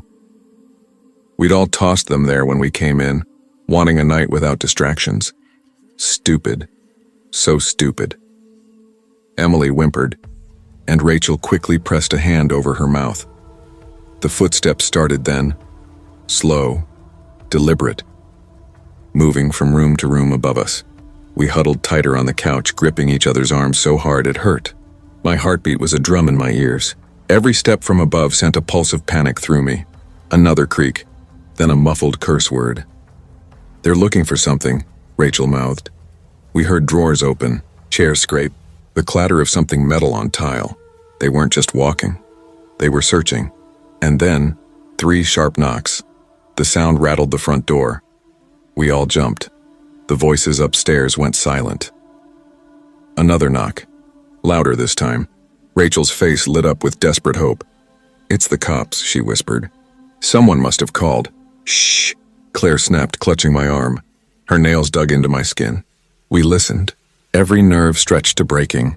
The front door opened. Muffled voices, brief, urgent, and then fast footsteps retreating down the porch steps. The door shut again. Silence. We didn't move, didn't breathe. Seconds dragged into what felt like hours. Then Claire's phone rang, sharp and jarring, echoing through the stillness. We bolted up the stairs together, our fear momentarily overridden by sheer relief. Claire grabbed her phone off the counter, fumbling to answer. "Mom?" she gasped. Her mother's voice came through, firm but trembling with worry. "Claire, are you okay? Are the girls okay? Mom, what's happening?" Claire's voice cracked. Her mom cut her off. The neighbor called the police. He saw 2 men sneaking around the side of the house. The officers just caught them outside. They were trying to break in. "Don't open the door for anyone until we get there." My knees went weak. The air left my lungs like I'd been holding it forever. When her parents finally burst through the front door, they pulled us into their arms so tight it hurt, like they'd lost us and found us again. We tried to explain what it felt like down there, hearing strangers' voices above us, knowing they were inside, but the words never came close. Even now, decades later, I can still hear that muffled argument. I can still see Claire's pale face in the dim basement. Light. People always say ghosts or monsters are the scariest things, but that night taught me the truth. Real fear doesn't hide under your bed, it walks on 2 feet, breathes the same air as you, and sometimes it's already inside your house.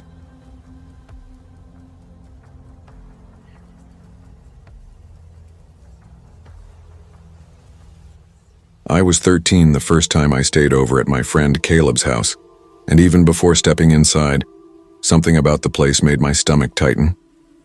His family had just moved into this enormous, brooding Victorian on the edge of Hollow Creek, Ohio, a quiet little town where most homes were squat, single-story ranches with peeling paint, drooping porches and mailboxes eaten by rust. But Caleb's new house didn't belong there. It loomed above the trees, steep gables jutting toward the sky, heavy shutters drawn like eyelids refusing to open. The wraparound porch seemed to creak on its own, as if remembering footsteps from long ago. "Looks like something out of a horror movie," my dad muttered when he pulled up that Friday evening. He wasn't wrong. Even in daylight, the place had a weight to it, like the air itself carried the memory of everything that had ever happened inside. When the front door opened, a chill rolled out to meet me. The air felt wrong, colder than outside, and it smelled faintly of dry wood and something metallic, almost like old pennies left too long in a jar. My sneakers squeaked against the polished floorboards as Caleb waved me in. "You're late," he said with that lopsided grin of his. His brown hair stuck up in every direction, like he'd been too excited to bother with a brush. "Eli and Marcus are already upstairs. We're ordering pizza later, but first you gotta see the attic." I hesitated, setting my backpack down slowly. "The attic?" "Yeah." Caleb dropped his voice to a conspiratorial whisper. "It's locked. My parents said not to mess with it. But guess what?" He grinned wider. "I found the key." That was classic Caleb, always chasing whatever he wasn't supposed to touch. The upstairs hallway felt endless. The floral wallpaper had faded to the color of old bones, and each heavy wooden door looked like it belonged in a museum, rather than a house where kids actually lived. Every step we took made the floor groan beneath us, like the house was listening, shifting, remembering. When we reached Caleb's room, Eli and Marcus were sprawled on the carpet with an open bag of chips between them. "Finally," Marcus said, his mouth half full. "We thought you chickened out." "Chickened out of what?" I asked, dropping down beside them.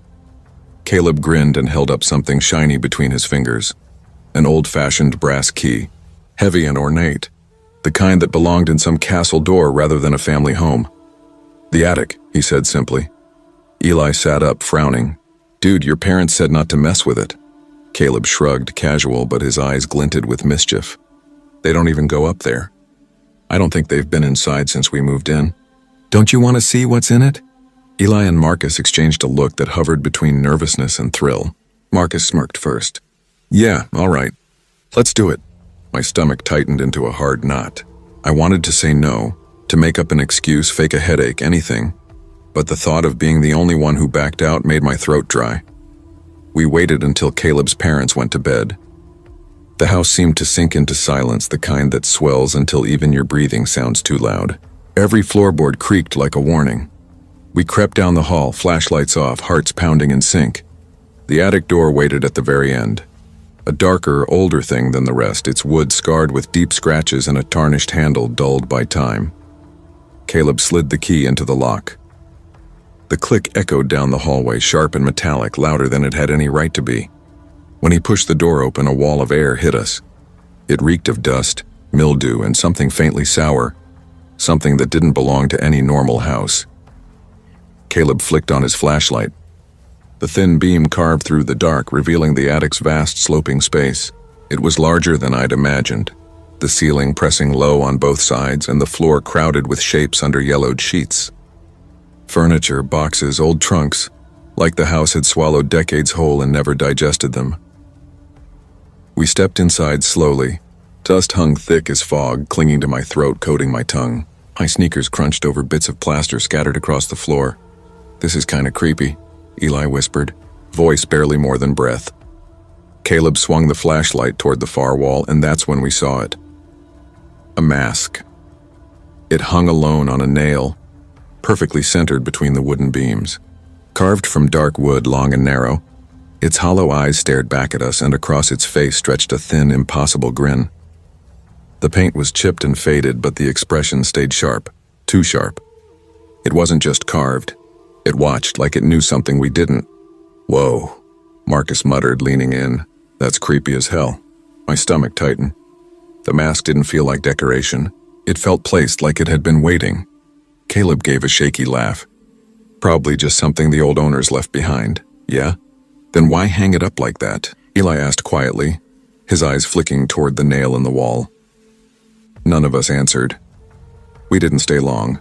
After a few half-hearted jokes and a bit of rummaging through dusty boxes, we left the attic, pretending the mask hadn't gotten under our skin. But I could feel it in the air, the change.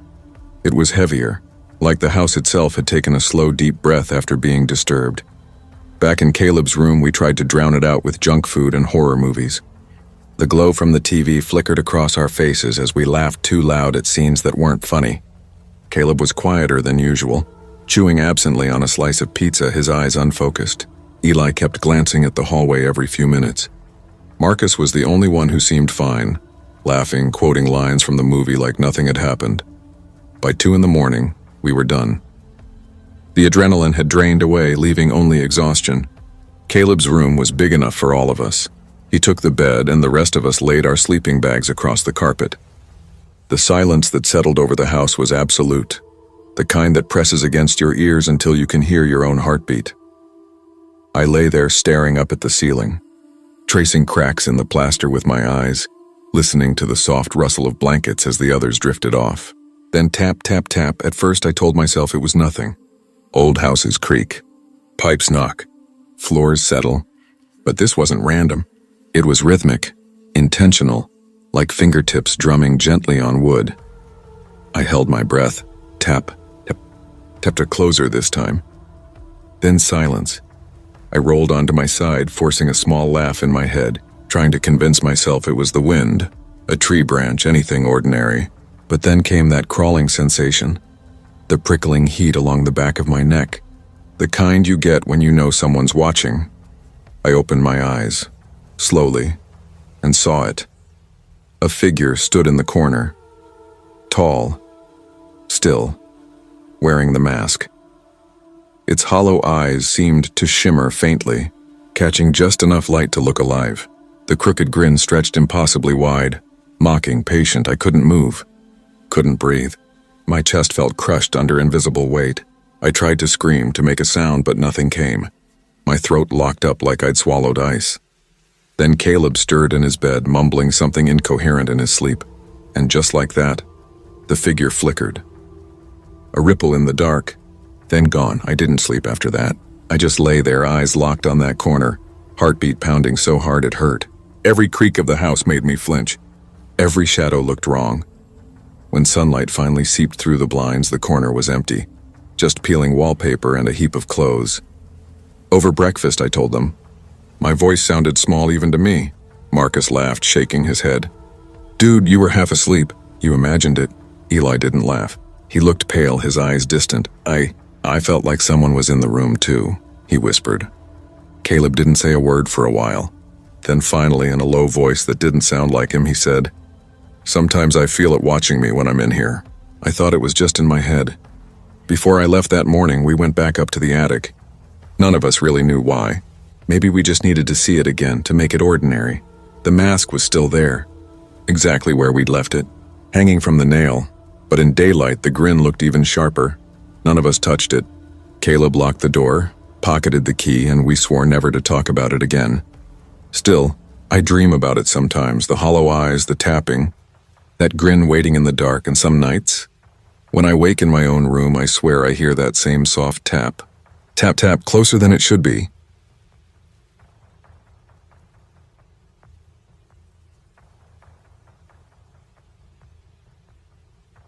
I'd never been the type to think much about ghosts.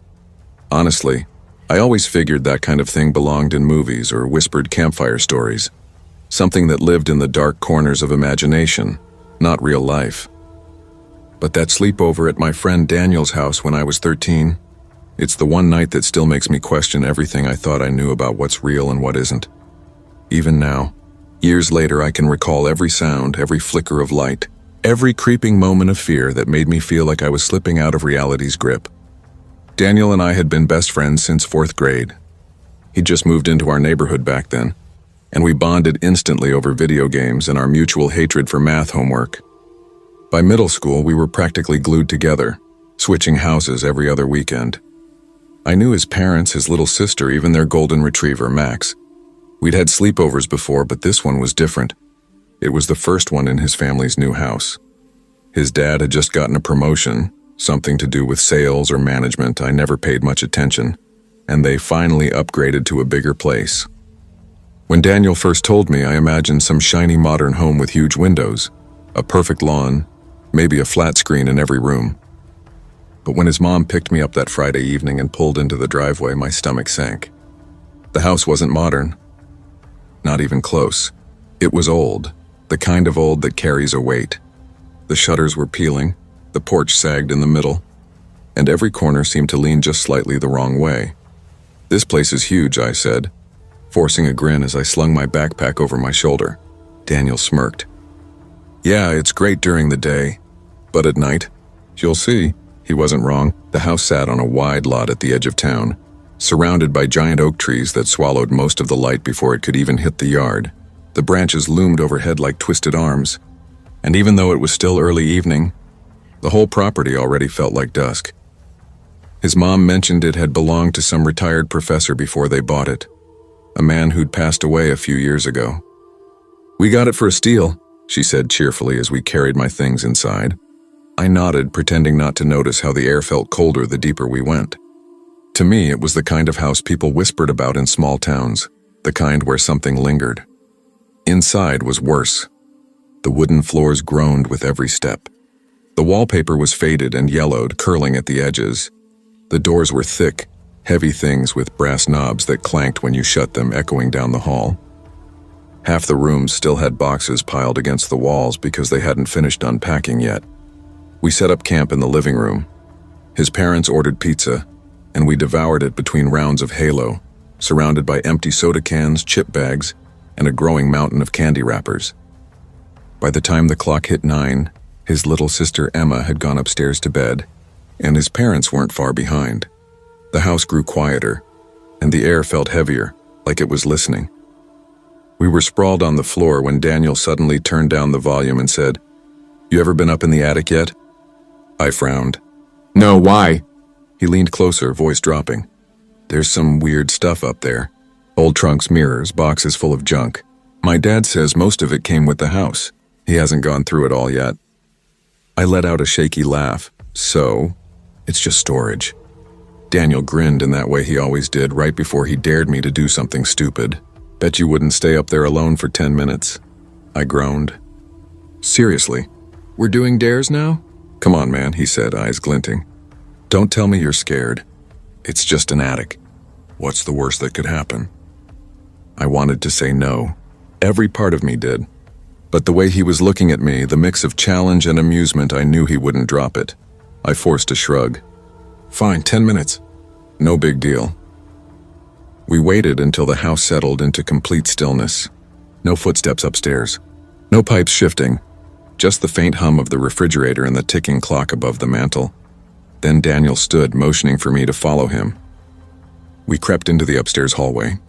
At the very end was a square opening in the ceiling with a pull-down ladder. Even though it was closed, a faint draft of cool air brushed my face, smelling faintly of dust and old wood. Daniel reached up, tugged the cord, and the ladder unfolded with a long, aching groan. He grabbed a flashlight from the kitchen drawer and handed it to me. Here, he said, smirking. You're gonna need this. I tried to laugh, but my hands were already slick with sweat. 10 minutes, I muttered under my breath, flicking the flashlight on. The beam cut through the dark, catching tiny dust motes in the air like falling snow. 10 minutes, I said again, mostly to convince myself. Yep, I'll keep time. Don't chicken out, Daniel whispered, half grinning from below. I took a deep breath and started up the ladder, each rung bending slightly under my weight, the wood groaning as if the house itself didn't want me there. When my head rose through the square opening, a thick wave of musty air hit me like a slap. Mold, dust, and something sour underneath, almost like spoiled milk. My stomach twisted, but I forced myself the rest of the way up. The beam of my flashlight cut a thin, trembling line through the dark. Dust motes drifted everywhere, swirling in the stale air like tiny ghosts disturbed from sleep. The attic was bigger than I expected, stretching far into shadow, its slanted beams crossing like old bones. Every step made the wooden floor complain beneath my sneakers. Boxes towered in uneven piles, some half collapsed and spilling yellowed papers and cracked picture frames across the floor. There was broken furniture too, chairs missing legs, a dresser half split down the middle, and several old trunks with their leather peeling and their brass latches green with corrosion. I swallowed hard. It was just an attic, just junk, just storage. But then my light caught something against the far wall, a mirror. It was tall, narrow, framed in tarnished gold that had flaked away in spots. The glass was clouded with grime so thick I could barely see my reflection, but something about it drew me closer. It wasn't curiosity. It felt more like a pull, like gravity itself was tilting toward that mirror. I lifted my sleeve and wiped a small patch clean. The glass rippled, not from dust, not from my breath, but like water disturbed by a touch. For the briefest heartbeat, I saw something that wasn't me. A man. He was tall and impossibly thin, dressed in an old-fashioned black suit, the kind you only see in sepia photographs. His skin looked drained of color, almost gray, and his eyes, God, his eyes were just hollow pits, black and endless. I stumbled back, my heart thudding so hard it hurt. The flashlight slipped in my sweaty hand and bounced against my knee. When I dared to look again, it was only my reflection, pale, wide-eyed, trembling. You good up there? Daniel's voice floated up faintly from below. Yeah, I yelled back, though my voice cracked halfway through. I tried to steady my breathing. Yeah, I'm fine. I wasn't fine. I forced myself to keep moving, scanning the rest of the attic like I could outrun what I'd just seen. Near the mirror sat an old trunk with the lid slightly open. I nudged it with my shoe and the hinges groaned as it lifted. Inside were neatly folded men's clothes. Dark suits, crisp once but stiff with age. A faint, dry smell of decay clung to them. Something caught the light beneath the fabric. I reached in and pulled out a small framed photograph. A family stared back at me, 2 parents and a boy around my age. The father's face was marred by a clean, deliberate crack straight through the glass, splitting his features in half. My stomach tightened. That's when I heard it. Footsteps. Not from downstairs. These were up here, slow, heavy, deliberate, each one pressed into the boards with intent. "Daniel?" My voice trembled. "Quit messing with me, man." No answer. The footsteps stopped. "Daniel?" I said again, louder this time. My own voice sounded too small, too human in that hollow space. Silence. I turned in a full circle, sweeping the flashlight across the boxes, the rafters, the piles of junk. The beam caught nothing but shadows. The air felt thick, almost hard to breathe, like the attic itself was holding its breath with me. Then, movement. Not in front of me, behind. I froze. Slowly, I turned toward the mirror. There he was, the man in the black suit, standing behind me. Closer now, close enough that I could see the faint outline of his ribs through his shirt, his skin pale as parchment, his eyes still those bottomless pits swallowing all the light. I screamed. The photograph slipped from my hand and shattered against the floor. I bolted for the ladder, my knee scraping the wood as I half fell, half slid down. My palms burned as I caught myself on the last rung, and I slammed the attic door shut so hard the ceiling trembled. Daniel's grin vanished when he saw me. "Dude, what the hell happened?" "You look like you saw a ghost." I couldn't speak. My throat felt tight, locked. My whole body was shaking. "Nothing," I whispered finally, staring past him toward the dark ceiling. It was nothing. But I knew it wasn't nothing. A few weeks later, Daniel told me his parents were putting the house up for sale.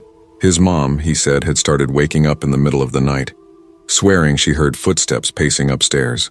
Slow, heavy, deliberate. His dad would check every time and find nothing. They laughed about it when telling the neighbors. Old house, creaky floors, bad dreams. But I know the truth. I know what I saw in that mirror. And it wasn't me.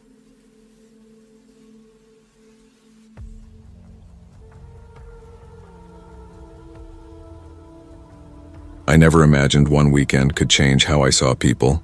Forever. I was 27 that summer, 2019, working in risk management for a big Manhattan bank. The job wasn't thrilling, but it was safe, predictable. And with the kind of coworkers I had, the best part wasn't the spreadsheets or client calls. It was the happy hours afterward. Every Friday, when the markets closed, the office emptied into Midtown's bars like a tide of loosened collars and loosened tongues. We'd cram into dim Irish pubs, the air thick with beer and laughter, shoulders pressed close as someone shouted a joke that no one really heard but everyone laughed at anyway. That's where I met Dorian Hale. He'd just transferred from our Boston branch, early 30s, tall, broad shoulders filling out a crisp shirt, the kind of guy who walked into a room and immediately drew attention without trying. Dorian talked the way movie characters do, each story perfectly timed, every pause deliberate. Backpacking through Europe, drunken nights in Vegas, pool parties in LA with people who, supposedly, weren't famous but should have been. He had this charm that made you forget to question him. Even when his stories sounded rehearsed, people leaned in. He had gravity, and I liked him, at least at first. He was easy to talk to, easy to drink with, easy to like. But as the months passed, cracks started to show.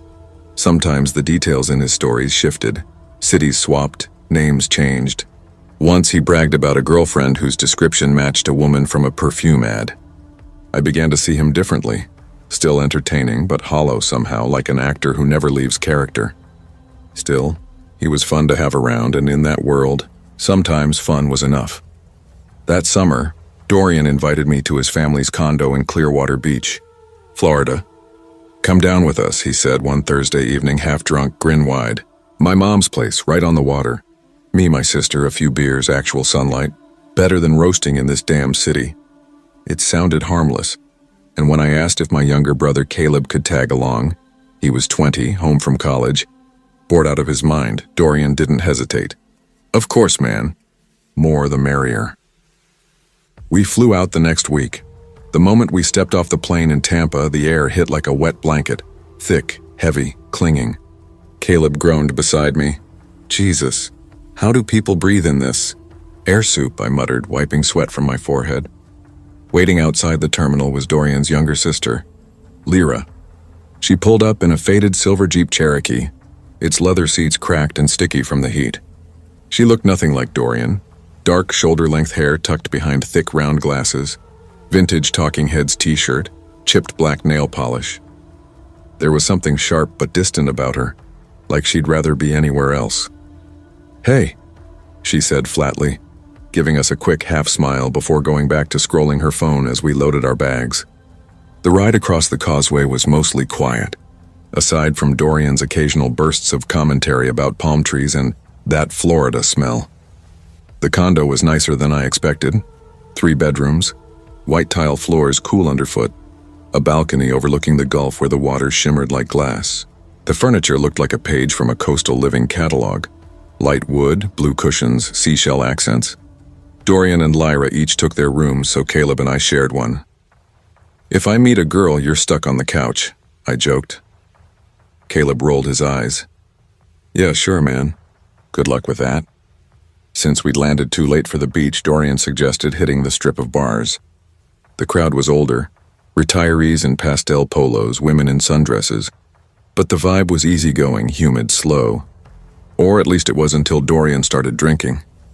He went hard fast, slamming shots, laughing too loud, draping his arm over strangers like old friends. He hit on women who clearly weren't interested, pushing past polite smiles. Caleb and I exchanged looks but tried to laugh it off. Then it got ugly. A big guy finally stood up when Dorian wouldn't leave his girlfriend alone. Voices rose, chairs scraped. Caleb and I stepped in, pulling Dorian back as I apologized over and over. The man let it slide, but Dorian's face twisted with anger. "You're a piece of, Adrian," he slurred, shoving me hard in the chest. "You don't have my back." I stared at him, stunned. "Are you serious right now?" "Just chill, man," Caleb said quickly, stepping between us. Even Lyra spoke up, her tone tired. "Dorian, stop. You're drunk." But he shoved past us, storming out into the night, muttering curses under his breath. Lyra sighed and followed him, wordless. Caleb and I stayed behind. We finished our drinks in silence before trying to lighten the mood. 2 women from Ohio sitting nearby, tourists, mid-20s, struck up a conversation. We joked, exchanged numbers, promised to meet them downtown later. When we finally made it back to the condo, the place was dark except for the faint glow of the TV. I texted Dorian, "Where are you?" His reply came almost instantly. Back at the condo, we opened the door expecting tension. Maybe another drunken argument, but Dorian was standing there, grinning like nothing had ever happened. "Hey, you guys made it," he said brightly, raising a beer. "Told you this weekend'd be great." "So are we going out or what?" Dorian asked, slurring just a little, his grin too wide to be sober. I set my phone down. "Maybe later, man. Let's just chill for a bit first." Then, trying to keep things casual, I mentioned the girls Caleb and I had met at the bar. His smile disappeared instantly. "How many?" he asked, voice flat. "2, I said, already sensing the shift. "Caleb, always the joker," added with a smirk. "Yeah, they even asked how we knew you." It was the wrong thing to say. Dorian's face darkened, his jaw tightening. Without a word, he stood so fast the couch creaked, then stormed to his room and slammed the door hard enough to rattle a picture frame on the wall. I turned to Lyra. "Is he always like this?" She looked up from her phone, her expression unreadable, eyes sharp behind her glasses. "Like what?" "Never mind." The silence that followed felt heavy, thick. Caleb and I exchanged glances, then retreated to our room. We talked in low voices, trying to laugh it off, but neither of us was really relaxed. After a few minutes, I knocked on Dorian's door. "Hey, you want to come out with us later?" No answer, just silence. "Okay," I said softly, backing away. Eventually, Caleb and I decided to just go. We ordered an Uber and headed downtown, hoping the night would smooth out the weirdness. At the bar, things felt normal again. The girls were funny, easy to talk to, and for a while it almost felt like the trip had finally turned around. Then my phone started buzzing. Once, twice, then nonstop. I glanced down. "Dorian. Where are you? How could you leave me here? Your stuff's going in the street. Don't come back. I don't know why I invited you." The texts kept coming, each one more aggressive than the last. I showed Caleb and the girls. Caleb frowned. "Dude, something's wrong with him." The girls exchanged uneasy looks. "You guys should probably go check on him," one of them said softly. We left not long after.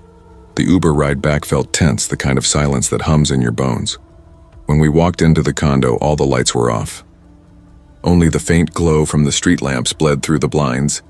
Dorian was sitting on the couch, motionless, staring at the wall. "You okay?"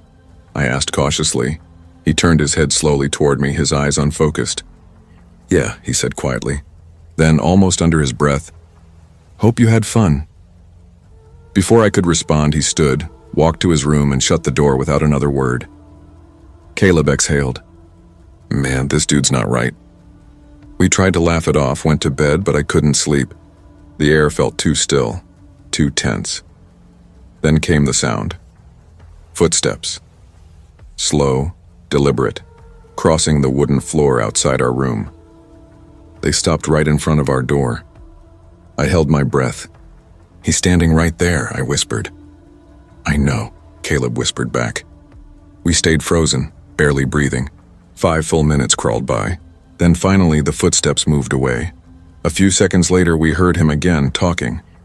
Low, uneven mutters, then a laugh that didn't sound like him. I got up, crept to the door, and opened it just a sliver. Dorian stood in the corner of the living room, facing the wall, head bowed slightly. His shoulders twitched as he whispered to himself. Then suddenly he laughed again, a sharp, cracked sound. "Adrian's such a stupid fuck," he muttered. My stomach dropped. I shut the door quietly and backed away. Caleb sat up. "What's he doing?" Talking to himself. "We're leaving in the morning," I whispered. He nodded. Neither of us slept. But around 20 minutes later, the door creaked open. Dorian stood in the doorway, his face barely visible in the darkness, just the glint of his eyes catching the light from the hallway. "What are you doing?" I snapped, sitting up fast. He didn't answer. He lunged, screaming, his hands locking around my throat. "You piece of..." he shouted, spit flying. "I invited you here and you beyond me. Get off!" I choked, pushing at him, but his grip was iron. Caleb yanked him back, throwing him into the corner. Dorian hit the wall hard, then scrambled to his feet, panting, eyes wild and glassy. "Go," Caleb hissed. We didn't argue. We grabbed our bags, half-zipped, clothes spilling out, and bolted. The Uber driver didn't ask questions when he saw us. He just drove. We checked into a hotel and stayed there until our flight Sunday morning. Back in New York, I saw Dorian a few times at the office. He never spoke to me again. Within a month, he transferred out. No goodbye, no explanation. To this day, I don't know what was really wrong with him, but sometimes, when I think back to that condo, the way his voice sounded, the look in his eyes, I still feel that same cold dread creeping up my spine.